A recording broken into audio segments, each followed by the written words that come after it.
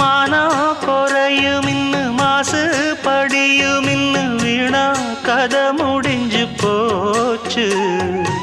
ஈசான மூலையில லேசான பள்ளி சத்தம் மாமன் பேர சொல்லி பேசுது. ஆறாத சோகந்தன்ன தீராம சேர்த்து வச்சு ஊரும் சேர்ந்து என்ன ஏசுது. மாமா மாமா உன்னத்தானே எண்ணி நானும் நாளும் தவித்தேனே.